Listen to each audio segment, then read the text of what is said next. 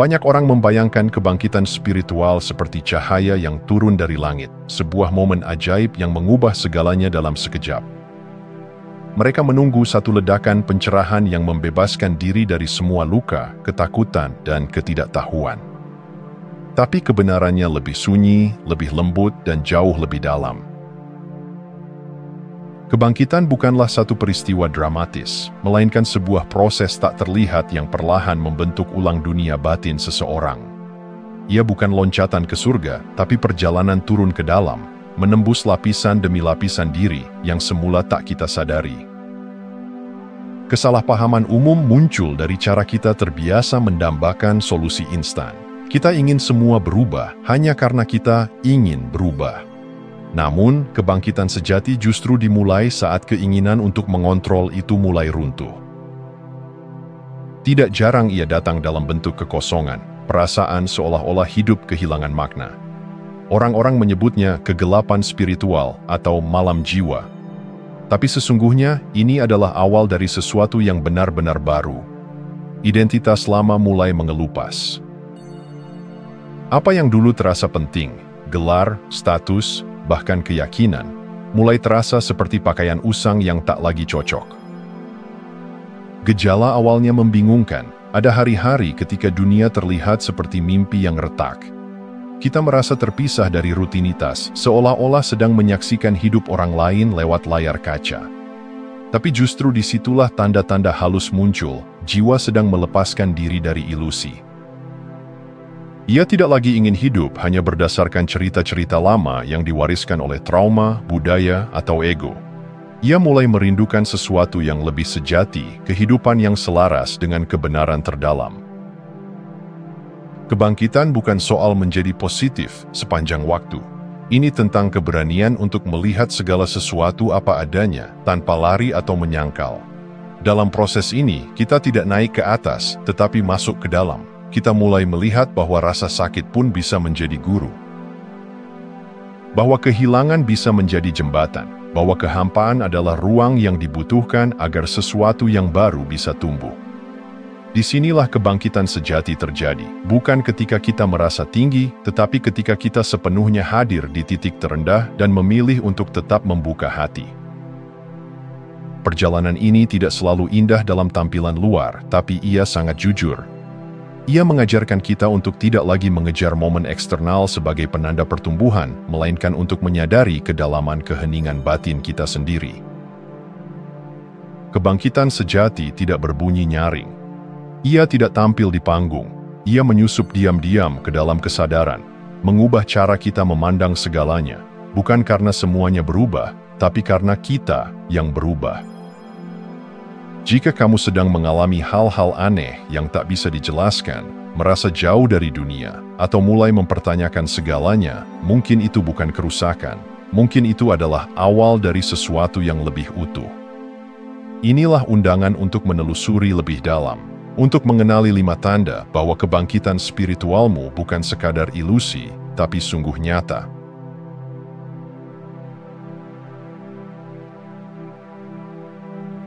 Di tengah keheningan atau momen-momen tertentu yang tak bisa dijelaskan oleh logika, sebagian orang mulai menyadari sesuatu yang aneh namun familiar.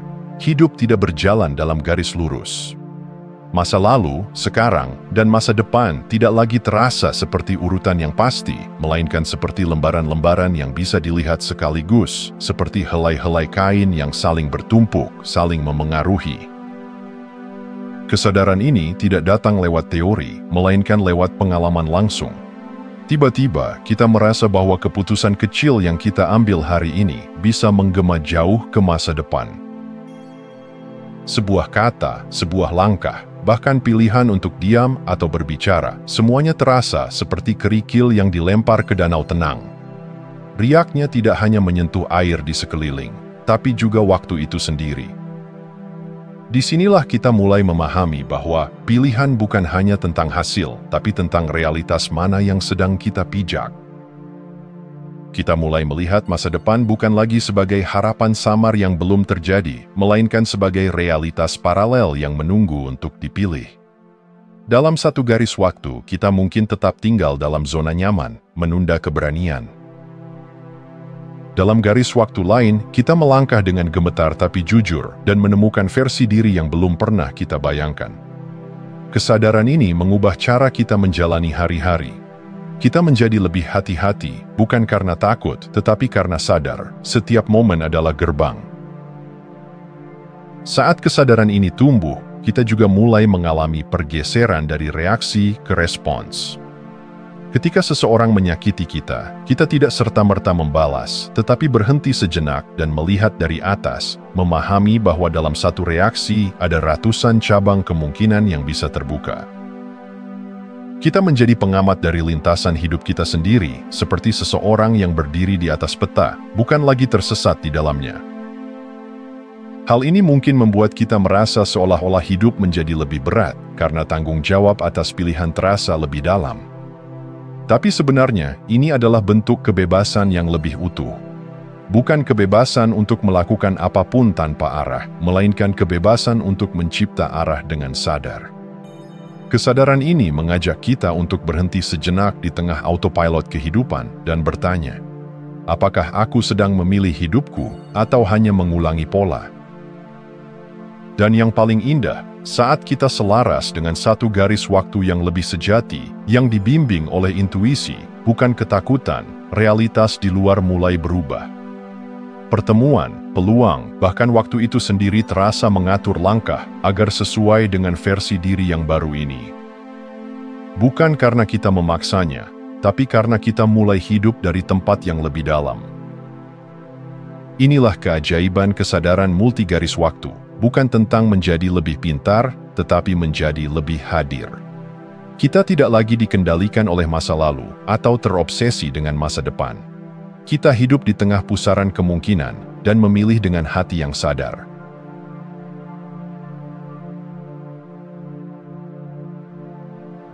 Ada saat-saat ketika sesuatu dalam diri kita terbuka, bukan karena kita mencarinya, tapi karena waktunya memang telah tiba.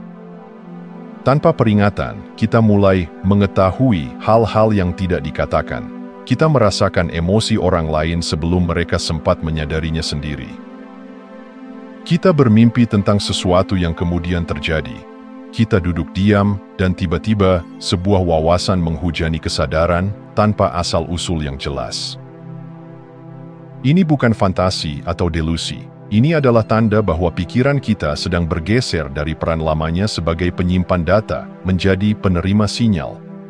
Dalam perubahan ini, kita menyadari bahwa kesadaran bukanlah produk otak semata. Ia adalah ruang yang lebih luas, dan pikiran hanyalah alat yang menangkap sebagian kecil dari frekuensi itu. Seperti radio yang akhirnya bisa menangkap siaran yang sebelumnya tersembunyi karena gangguan. Kemampuan psikis bukanlah tentang menjadi lebih hebat, tapi tentang menjadi lebih terbuka. Dunia batin kita mulai terhubung dengan lapisan realitas yang sebelumnya tak terjangkau oleh logika. Kita merasa seperti tersambung dengan jaringan tak terlihat, intuisi kolektif yang melampaui waktu dan ruang. Kita tidak lagi hanya menganalisis, kita mulai merasakan kebenaran. Pada tahap ini, banyak yang merasa kebingungan. Bagaimana mungkin aku tahu sesuatu yang belum terjadi? Mengapa aku merasa sedih tanpa alasan, lalu menyadari bahwa perasaan itu berasal dari orang yang duduk di sebelahku? Rasanya seperti memasuki dunia lain, dunia yang selama ini tersembunyi di balik keramaian mental. Namun ini bukan gangguan, ini adalah panggilan untuk memperluas persepsi. Kita diminta untuk belajar mendengarkan dengan cara yang baru, bukan hanya dengan telinga atau mata, tetapi dengan seluruh keberadaan. Aktivasi psikis bukanlah kemampuan untuk mengendalikan orang lain atau membaca masa depan dengan pasti. Ia adalah kemampuan untuk terhubung lebih dalam dengan realitas yang tidak kasat mata. Seiring waktu, kita mulai belajar memilah mana yang datang dari intuisi, dan mana yang hanya suara trauma lama. Kita belajar bahwa pengetahuan sejati sering datang tanpa logika, tapi selalu disertai kedamaian. Ia tidak membuat kita panik atau merasa lebih unggul. Ia membawa ketenangan yang misterius, seolah-olah sesuatu dalam diri berkata, "Kamu sudah tahu ini jauh sebelum kamu sadar." Kemampuan ini bukan akhir dari perjalanan, tapi jembatan.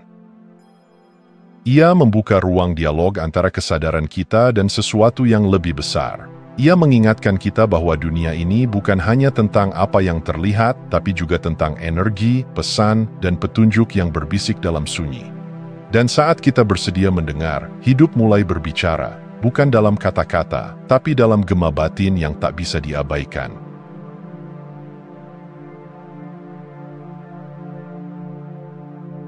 Di suatu titik dalam perjalanan spiritual, kita mulai menyadari bahwa kehidupan ini bukan panggung utama, dan kita bukanlah aktor utamanya. Yang dulu terasa seperti identitas mutlak, nama, peran, ambisi, luka masa lalu, perlahan tampak seperti kostum dalam sebuah pertunjukan yang pernah kita mainkan, tapi bukan lagi kita. Ada jarak yang mulai terbentuk antara aku yang mengamati dan aku yang selama ini menjalani. Ini bukan berarti kita menjadi dingin atau terlepas dari realitas. Justru sebaliknya, kita hadir lebih penuh, lebih jernih. Kita mulai melihat emosi seperti awan, datang dan pergi, berubah bentuk, tapi tak lagi menentukan siapa kita. Rasa marah, cemas, gembira, kecewa, semuanya tetap hadir, tapi tidak lagi menelan kita bulat-bulat.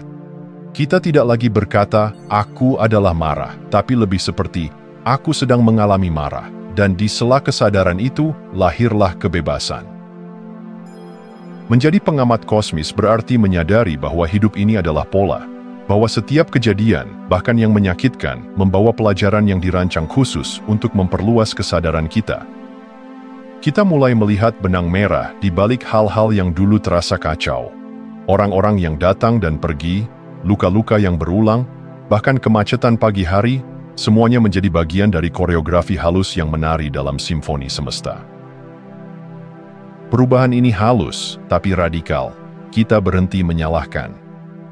Bukan karena kita setuju pada semua yang terjadi, tapi karena kita mulai melihat bahwa semua kejadian adalah undangan untuk tumbuh. Hidup tidak lagi terjadi kepada kita, tapi melalui kita. Kita bukan korban dari alur, kita adalah jembatan tempat alur itu mengalir.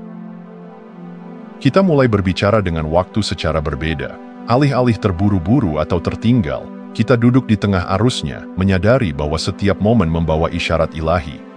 Saat menjadi pengamat, kita tidak mati rasa, kita justru merasa lebih hidup. Tapi hidup ini bukan lagi tentang menang atau kalah, tentang cepat atau lambat, melainkan tentang menyadari keberadaan itu sendiri. Tentang melihat dunia dengan mata yang tidak melekat, tapi tetap mencintai.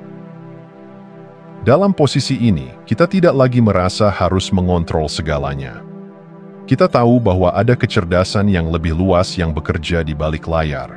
Kita mulai percaya, bukan karena kita yakin semuanya akan mudah, tapi karena kita tahu, di balik setiap peristiwa, ada ruang suci yang ingin ditemukan. Ruang tempat jiwa berbisik, lihatlah, ini bukan akhir, ini pengingat. Menjadi pengamat kosmis bukan tentang melarikan diri dari dunia, tapi tentang melihat dunia dengan mata langit, mata yang penuh kasih, penuh makna, dan tak lagi terikat.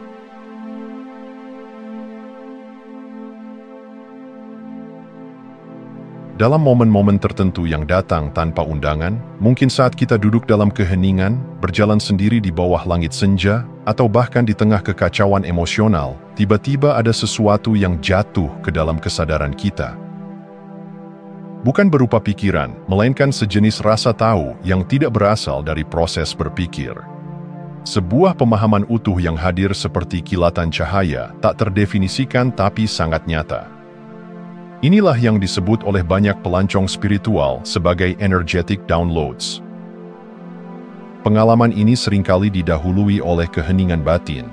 Saat suara dalam kepala mereda, saat kita tidak lagi mencoba memahami hidup melalui logika semata, justru saat itulah pintu-pintu tak terlihat terbuka. Dan apa yang masuk bukanlah informasi biasa. Ia mengubah cara kita melihat realitas. Kadang dalam sekejap, kita mungkin tidak langsung bisa menjelaskannya, tapi kita merasa tahu, dan itu cukup. Tanda-tandanya kadang halus. Warna-warna tampak lebih hidup, suara menjadi lebih dalam, ruang di sekitar terasa lebih luas atau ringan. Tapi perubahan terbesarnya justru terjadi di dalam, di cara kita memahami sesuatu tanpa melalui proses berpikir biasa. Tiba-tiba, kita tidak percaya lagi pada sebuah keyakinan lama yang dulu kita pegang erat. Tidak karena kita membantahnya, tapi karena ia larut dengan sendirinya. Ada pemahaman baru yang masuk, dan yang lama tak lagi punya tempat. Persepsi lama runtuh, bukan karena kita melawannya, tapi karena ia tidak lagi sesuai dengan frekuensi kita yang baru. Ini bukan soal menolak masa lalu, tapi tentang menyadari bahwa kebenaran selalu hidup dan bergerak. Energetic downloads membawa kita dari pemahaman mental ke pemahaman langsung yang tidak membutuhkan pembuktian luar karena ia terasa benar dari dalam. Kita mulai mempercayai intuisi lebih dari data. Kita mulai mengenali keheningan sebagai sumber kebijaksanaan. Dan perlahan, kita sadar bahwa proses spiritual bukan hanya soal menambah pengetahuan, tapi lebih sering tentang membuka ruang agar kebijaksanaan bisa masuk dengan sendirinya. Ini bukan tentang mempercepat perjalanan, melainkan tentang menjadi tersedia.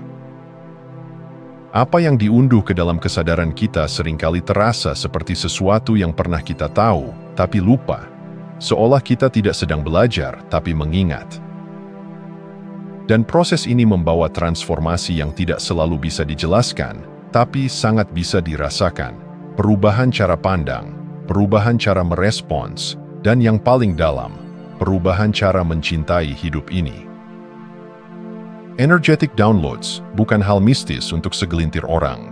Ia adalah bahasa alam semesta yang berbicara lewat keheningan dan keterbukaan hati. Dan ketika kita mulai mendengarkan bukan dengan telinga, tapi dengan seluruh keberadaan, maka hidup tidak lagi terasa seperti teka-teki yang harus dipecahkan.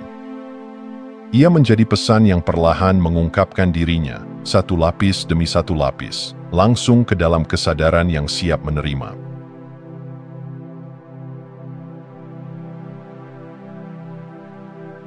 Dalam perjalanan batin yang semakin dalam, kita akan sampai pada momen yang tidak diajarkan di banyak buku motivasi. Momen ketika yang muncul bukanlah cahaya, tapi bayangan. Bukan malaikat, tapi sosok-sosok yang dulu kita hindari, bagian dari diri yang pernah ditolak, rasa takut yang dibungkam, trauma yang disembunyikan. Namun anehnya, ketika kita mulai menyambut kehadiran mereka bukan dengan penolakan, melainkan dengan kesadaran yang lembut, mereka tidak lagi tampak menakutkan. Mereka menjadi seperti penjaga gerbang yang selama ini hanya menunggu kita cukup berani untuk melihat mereka tanpa lari. Bayangan ini tidak selalu berupa entitas dalam arti harfiah. Kadang ia hadir dalam bentuk mimpi yang terasa terlalu nyata, suara batin yang belum pernah terdengar, atau perasaan asing yang tiba-tiba mengisi tubuh kita. Dulu, saat kesadaran masih sempit, kita menyebut mereka gangguan, halusinasi, atau bahkan kutukan. Tapi kini, kita mulai melihat dari perspektif baru. Mereka adalah bagian dari kesadaran yang ingin kembali pulang. Yang dulu kita labeli sebagai kegelapan, kini kita sadari hanyalah ketidaktahuan yang belum diberi cahaya. Saat kita cukup hening untuk merasakan tanpa menghakimi, kita mulai melihat bahwa entitas-entitas ini bukan musuh, melainkan pembawa pesan. Mereka muncul bukan untuk menghancurkan kita, tapi untuk menunjukkan ruang-ruang dalam jiwa yang belum tersentuh cinta. Dan semakin kita berani hadir bersama mereka, tanpa mengusir, tanpa mencari makna secara paksa, semakin mereka berubah bentuk. Dari sesuatu yang menakutkan, menjadi sesuatu yang penuh makna. Kehadiran mereka juga menjadi tanda penting bahwa tabir antara dimensi mulai menipis. Batas antara yang terlihat dan tak terlihat mulai melebur. Kesadaran kita melebar, tidak hanya ke langit, tapi juga ke lapisan terdalam dari ketidaksadaran. Kita tidak hanya naik, tapi juga masuk, dan itulah esensi dari integrasi sejati, menyatukan terang dan gelap, langit dan bumi, ilahi dan manusiawi. Menghadapi bayangan bukan berarti memeluk semua yang menyakitkan tanpa batas. Tapi ini tentang hadir tanpa lari, melihat tanpa takut, dan menerima tanpa terjebak. Ini adalah latihan kehadiran dalam bentuknya yang paling murni, berdiri di hadapan cermin dan tidak berpaling. Di sana kita bertemu sisi-sisi yang dulu terluka, dan hanya dengan kehadiran kita yang utuh, mereka bisa sembuh. Pada akhirnya, kita menyadari bahwa kebangkitan sejati bukan tentang menjadi lebih terang, tapi menjadi lebih utuh. Dan keutuhan hanya mungkin terjadi jika kita berani memeluk bayangan seperti kita memeluk cahaya. Karena dalam diamnya ruang terdalam itu, kita menemukan bahwa tidak ada bagian dari diri yang tidak layak untuk dicintai, termasuk yang selama ini kita tolak, tapi justru paling ingin kembali ke rumah. Terima kasih sudah menonton. Jangan lupa like, komen, dan subscribe untuk dukung channel ini terus berkembang. Sampai jumpa di video selanjutnya.